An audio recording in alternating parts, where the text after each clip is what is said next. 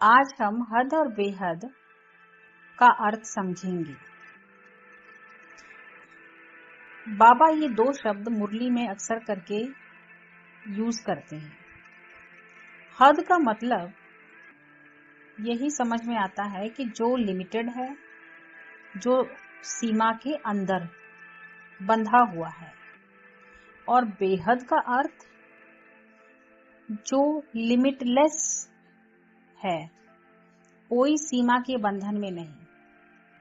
तो यह तो हो गया अर्थ।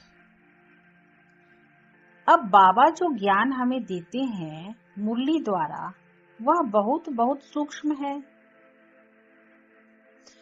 बाबा इसलिए मुरली की शुरुआत में हमें आत्म अभिमानी स्थिति में स्थित होने के लिए कहते हैं, क्योंकि मुरली की पॉइंट्स को हम अपनी स्थिति अनुसार ही समझ पाते हैं।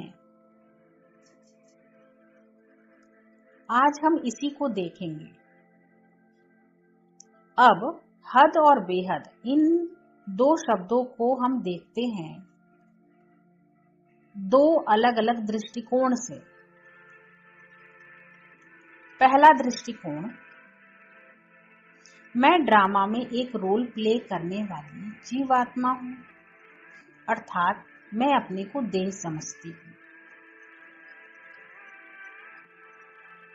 अब इस दृष्टिकोण से हद का अर्थ यह हो जाता है कि जैसे कि एक केंद्र की सेवा, एक जोन की सेवा, एक शहर की सेवा, एक देश की सेवा, एक वर्ग की सेवा। और बेहद की सेवा अर्थात सेवा जो कोई सेंटर, जोन, शहर या वर्ग से सीमित नहीं है, परंतु दोनों ही केस में हम फिर भी कोई न कोई गिनती में बंधते हैं। अर्थात बेहद की सेवा भी कोई न कोई गिनती की आत्माओं की होती है। तो बेहद होते हुए भी हद ही हुआ ना।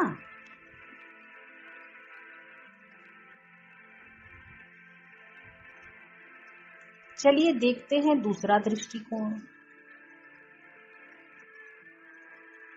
मैं निराकारी आत्मा ड्रामा को साक्षी होकर के देख रही हूं। अब इस दृष्टिकोण में बेहद की ही बात है, हद की तो कोई बात ही नहीं रहती। क्यों? क्योंकि इस स्थिति में मात्र स्थित होने से सभी आत्माओं को बाबा की किरणें प्राप्त होती है, जिससे उनकी सेवा स्वतः हो जाती है। चाहे आप फिजिकली उनके समक्ष उपस्थित हो या ना हो।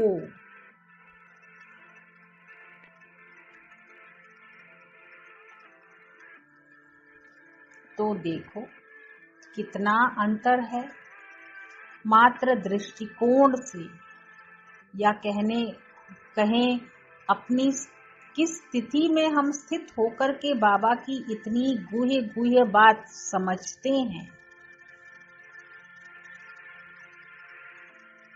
उसी अनुसार फिर हमारा कार्य चलता है, सेवा चलती है। अच्छा, ओम शांति।